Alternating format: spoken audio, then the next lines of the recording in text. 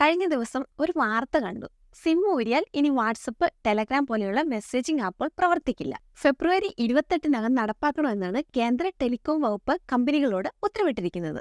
ഒരു ഡിവൈസിൽ WhatsApp start ചെയ്യാൻ നിലവിൽ ഒരു വെരിഫിക്കേഷൻ കോഡ് മാത്രം മതി. പിന്നീട് ആ സിം ഡീആക്ടിവേറ്റ് ആയിപ്പോയാലും വാട്സപ്പ് കണ്ടിന്യൂ ചെയ്തു പോകാറുണ്ട്. എന്തായാലും ഈ നിയമം നിലവിൽ വന്നാൽ ഒരുപാട് ഗുണങ്ങളുണ്ട്, അതുപോലെ ചെറിയ ദോഷങ്ങളും ഉണ്ട്.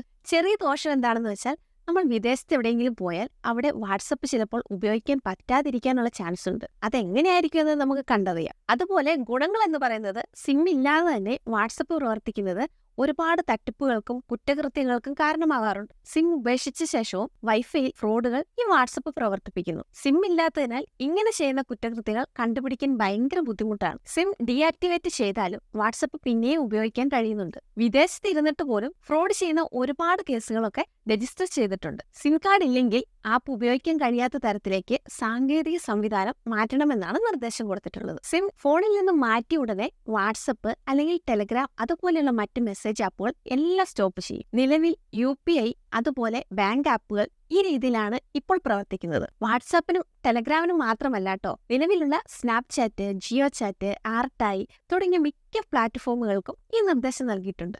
അതുപോലെ നമ്മുടെ വാട്സപ്പ് ഹാക്ക് ചെയ്യാൻ വേണ്ടി ഏറ്റവും കൂടുതൽ ഉപയോഗിക്കുന്നത് വാട്സാപ്പ് വെബാണ്. ഒരു വട്ടം നമ്മൾ സൈൻ ഇൻ ചെയ്തു കഴിഞ്ഞാൽ പിന്നീട് ആഴ്ചകളോ മാസങ്ങളോ കണക്ട് ആയിട്ട് നിൽക്കും. പിന്നെ പ്രൈമറി ഫോണിന്റെ ആവശ്യം പോലുമില്ല. എന്നാൽ 6 മണിക്കൂറിന് ശേഷം അത് ലോഗൌട്ട് ആകണമെന്നാണ് പുതിയ നിയമം. പിന്നീട് അത് കണ്ടിന്യൂ ചെയ്യണമെങ്കിൽ വീണ്ടും QR കോഡ് സ്കാൻ ചെയ്ത് ലോഗിൻ ചെയ്തേ പറ്റൂ. എന്തായാലും ഈ ഒരു ഉത്തരവ് എന്ന് പറയുന്നത് ഒരുപാട് കുറ്റകൃത്യങ്ങൾ തടയുമെന്നുള്ളത് ഉറപ്പാണ്. നമുക്ക് കാത്തിരുന്ന് കാണാം.